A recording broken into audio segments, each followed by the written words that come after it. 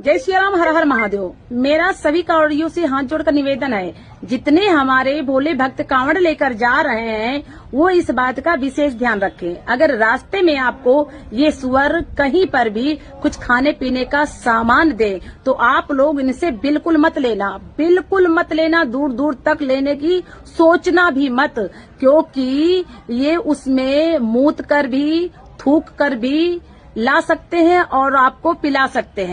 इतना कम दिमाग अगर कोई है तो वो है मुसलमान। इससे ज्यादा बददिमाग, इससे ज्यादा बदअक्ल, इससे ज्यादा बेवकूफ इंसान अगर कोई नहीं है मेरी नजर में इस दुनिया के अंदर। क्यों? वो इसलिए, इसने आपने देखा ये क्या कह रही है कि ये सुअर, ये जिहादी, ये अगर तुम्हें कोई चीज दे रहे हैं, कुछ पिला रहे हैं, तो ये तुम्हें मूत कर भी दे सकते हैं, मूत कर भी पिला सकते हैं। अरे बेवकूफ इंसानों, क्यों जाकर रोडों पर खड़े होकर तुम ये सब बाटा बूटी कर रहे हो?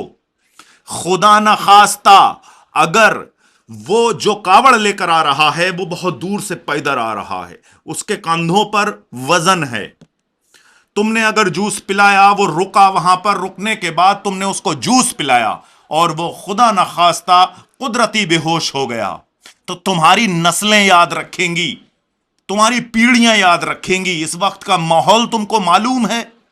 अरे वो वैसे ही बीमार होने वाला था और तुमने जूस पिला दिया तो वो तुम्हारे जूस से बीमार हुआ है, तुम्हारी वजह से बीमार हुआ है। वो खुद बीमार नहीं हुआ और तुमने फिर उसके बाद उसमें कुछ मिलाकर पिलाया है। समझ गए? सिर्फ यही होगा, इससे ज्यादा कुछ नहीं होगा।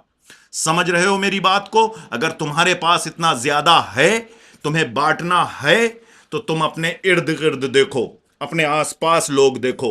मैं मानता हूं शायद ऐसा हो ही नहीं सकता कि वहां कोई परेशान हाल ना हो।